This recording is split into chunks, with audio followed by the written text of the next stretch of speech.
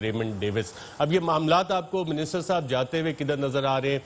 जो कोरोना के ऊपर लॉकडाउन और जो आज शहरी रहमान साहिबा ने भी सवाल उठाया सेनेट ऑफ पाकिस्तान में कि जिंदगियां बचानी है या बिजनेस, और आपकी हुकूमत बिजनेस बचाने के ऊपर लगी हुई है। बड़ा स्ट्रॉन्ग अल्फाज इस्तेमाल किए थे शहरी रहमान साहिबा ने भी। इस पे कुछ क्लैरिटी आप देना चाहेंगे कि वाकई ये जिंदगियां और इकॉनमी की डिबेट, ये ग्लोबल डिबेट भी एक इसी तरह चल रही है, और अब इस पे हुकूमत का क्या मौकिफ होगा आइंदा आने वाले दिनों में? देखिए, पहली बात तो ये है, हमारी बड़ी वाज़ेह ये पॉलिसी है कि हमने जानों को बचाना है, और जानों को बचाना है कोरोना से भी, और इंसानों को बचाना है भूख अफलास से भी, गुर्बत से भी। ये दो धारी तलवार है जिसका हम मुकाबला कर रहे हैं, और हमारी हिकमत अमली है जो जामे है, उसमें हम चाहते हैं कि इंसानी जान भी महफूज रहे और मईशत का पहिया भी चलता रहे। हम एक दूसरे से अलग कर नहीं सकते, और इसके लिए हमने एक वाज़ेह हिकमत अमली अपनाई है। और जिस लॉकडाउन का वो जिक्र कर रहे हैं, ईजिंग का, क्या उनकी इसमें मशावरत शामिल नहीं थी? क्या उनकी सूबाई हुकूमत की मशावरत शामिल नहीं थी? सब सूबों को एतमाद में लिया। क्या उन्होंने खुद वहाँ के कराची के ताजरों से मज़ाकरात नहीं किए? यकीनन किए, और इस नतीजे पे पहुँचे कि हमें एक ईजिंग की तरफ जाना होगा, क्योंकि बहुत से लोग हैं जो दिहाड़ीदार हैं, जो ताज़ी करके खाने वाले हैं, वो बहुत परेशान हैं। तो हमने दोनों को सामने लेके चलना है, और फिर हमने डेटा को सामने, ये कोई जज्बाती फैसला नहीं था, हमने डेटा को सामने रखा और देखा कि इस वक्त तक हमारे यहाँ कितने लोग हैं जो वेंटिलेटर्स पे हैं, हमारे यहाँ जो अमवात की जो रेशो है वो क्या है। हमारे यहाँ 2.17 है, और जो ग्लोबल एवरेज है वो 6.8 है। हमारे यहाँ 2 डेथ्स पर मिलियन है, और अगर हम उसका मवाजना करें इटली के साथ, वो 414 थी। तो अब ये एक, जिसे कहते हैं, रिस्क तो है, रिस्क फ्री तो कोई चीज़ नहीं है। रिस्क तो ख़त्म तब होगा जब एक वैक्सीन का इजाद हो जाएगा और वो सबको महफूज करेगी, खुदा करे वो जल्दी हो, लेकिन उसमें वक्त लगेगा। और जिस किस्म का हमारा कर्व है, उसमें दिखता ये है कि हमारा जो कर्व जो है, उसमें अभी हमें अंदाज़ा हम नहीं लगा सकते कि कितनी देर चलेगा। अंदाज़ा ये था कि अगर हम इसी लॉकडाउन को बरकरार रखते हैं तो तकरीबन 18.6 मिलियन लोग जो हैं वो बेरोजगार हो जाएंगे मजीद, और 21 से 71 मिलियन लोग जो है वो गुर्बत की लकीर के नीचे चले जाएंगे। तो इन सब चीज़ों को सामने रखते हुए मशावरत के बाद ये फैसला किया। राइट। मिनिस्टर साहब, काबीना में एक फैसला हुआ, और उसके बाद अभी ये जो पिछली काबीना मीटिंग हुई थी उसमें वजीर आज़म ने स्टेट मिनिस्टर फॉर इंटीरियर और मामले खुसूसी बैत साहब शहजाद अकबर साहब को इंक्वायरी भी कहा कि भारत से जो दवाइयों की आड़ में इंपोर्ट की गई वो कुछ ऐसी दवाइयां भी थी जिसकी इजाज़त नहीं थी। भारत ने मकबूजा कश्मीर में लॉकडाउन किया हुआ है, जिस पर पाकिस्तान का एक स्टैंड था। आपने ट्रेड रिलेशंस सब ख़त्म भी किए थे, अनाउंसमेंट्स की थी, और आपने बहुत एग्रेसिवली इसको परस्यू भी किया था। तो ये काम किस तरह से हो गया कि नॉन इसेंशियल जो ड्रग्स थी, वाइटामिन्स थी, वो भी इस आड़ में इंपोर्ट होती गई? तो ये कैसे मुमकिन हुआ? ऐसा हुआ नहीं। एक समरी मूव की गई थी, जिसमें एक जो सेक्रेटरी हेल्थ हैं वो एक समरी लेकर आए थे, मिनिस्ट्री हेल्थ लेकर आई थी, जिसमें उनकी ये कोशिश थी। काबीना ने उसको मुस्तरद किया, और वज़ीर आज़म ने कहा कि मैंने ये बिल्कुल ये नहीं कहा, और आपने काबीना के फैसले को पूरी तरह समझा नहीं है। तो वो समरी जो है वो डेफर हो गई थी। तो इस पर इंक्वायरी फिर किस चीज़ की ऑर्डर की है वज़ीर आज़म साहब ने? कि जो काबीना का जो फैसला था उसके बरक्स ये इन्होंने कदम क्यों उठाया। और काबीना के फैसले के बरक्स भारत से दवाइयां मंगवाई गई? मंगवाई नहीं गई, मंगवाने की कोशिश की गई। अच्छा, राइट।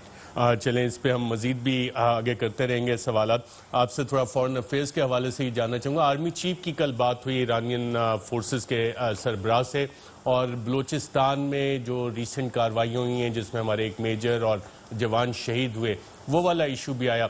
ये इशू फॉरेन ऑफिस भी टेकअप कर रहा है ईरान के साथ, और इसके पीछे क्या आपको भारतीय सिग्नेचर भी नजर आ रहे हैं? देखिए, इस पे तो कोई शक ही नहीं है। अरशद जी, आप जानते हैं कि भारत इस वक्त एक मखमसे में है, मकबूजा कश्मीर में हालात बहुत बिगड़ चुके हैं। आप देख रहे हैं वहाँ की सिचुएशन बहुत पेचीदा हो चुकी है। आप देख रहे हैं जो लॉकडाउन जिस तरह भारत की सरकार ने मिस हैंडल किया है वो आपके सामने है। जो माशी दबाव और माशी मुश्किलात का उनको सामना करना पड़ रहा है वो आपसे छुपा हुआ नहीं है।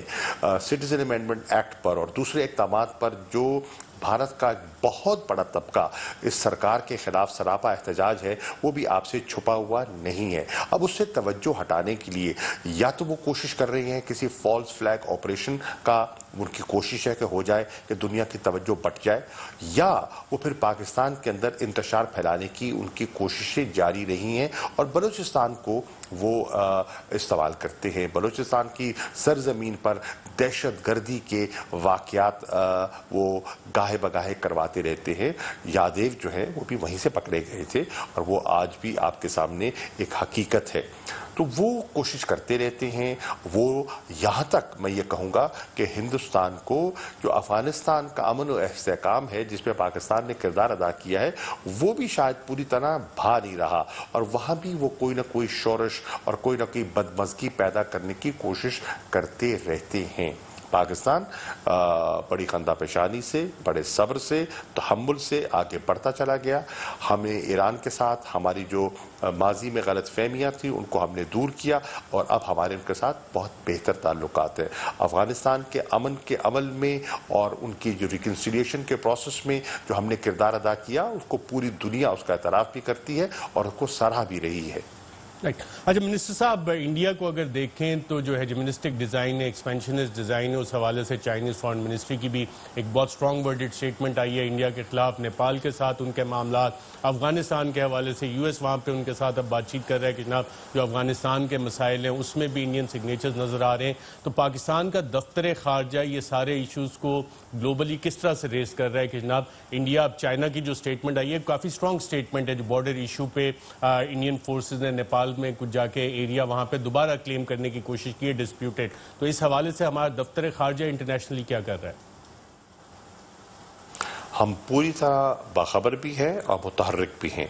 अक़वाम मुत्तहिदा के फोरम पे हमने इसको उठाया, सलामती काउंसिल के फोरम में हमने उनके ये गोश गुजार किया कि हिंदुस्तान के क्या इरादे हैं और उनके नापाक इरादों को हमने बेनकाब करने की कोशिश की।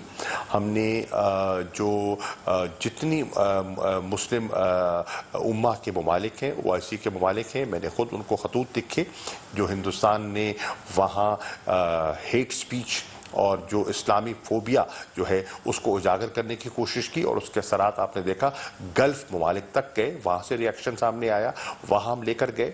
हमने जो ह्यूमन राइट्स काउंसिल है वहाँ चीज़ को लेके गए।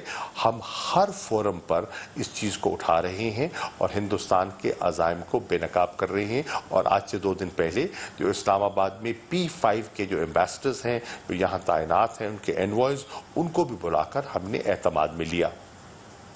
राइट। और मिनिस्टर साहब, जो पाकिस्तान के इस वक्त कर्जा है और कोरोना के बाद फॉरेन ऑफिस भी इस हवाले से किरदार अदा कर रहा है, मुस्लिम ममालिक से राब्ते में है कि जो हमारी डेट पेमेंट्स हैं उसे डेफर कर दिया जाए। वज़ारत ख़ारजा ने भी कोई किरदार अदा किया है या कि हफीज़ शेख साहब भी ये काम कर रहे हैं सारा? वज़ारत ख़ारजा उनकी मावनत कर रही है। ऑब्वियसली फाइनेंशियल मैटर्स में नंबर क्रंचिंग जो है वो तो फाइनेंस मिनिस्ट्री करेगी, इकनॉमिक अफेयर्स डिवीज़न करेगा और हम उनका साथ देंगे। जो वज़ीर आज़म का ये डेट रिलीफ का जो ग्लोबल इनिशिएटिव है उसमें फ़ॉरेन ऑफिस ने पूरा उसका एक माहौल बनाया, कंसल्टेशंस की, सबसे की, जिसमें फाइनेंस मिनिस्टर भी थे, EAD मिनिस्टर भी थे, प्लानिंग मिनिस्टर भी थे और हमने मिलकर एक हिकमत अमली मुरत्तब की और उसके बाद वज़ीर आज़म ने उस इनिशिएटिव को लॉन्च किया।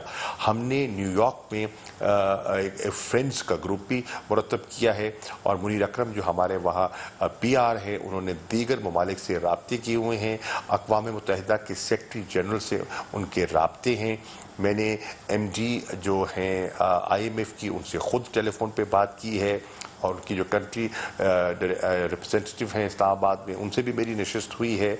मैं कल इस मौजू पर इंशाअल्लाह फिर हमारे जो मंदूब हैं न्यूयॉर्क में اور آپ کا بھلا ہو واشنگٹن میں اور جنیوا میں ان سے بات کر رہا ہوں. کل SCO کے وزراء خارجہ کا اجلاس بھی ہے کووڈ-19 پر. 8 وزراء خارجہ اس میں تبادلہ خیال کریں گے. تو میں اس پر بھی پاکستان کا موقف جو ڈیولپنگ کنٹریز کا موقف ہے وہ پیش کروں گا.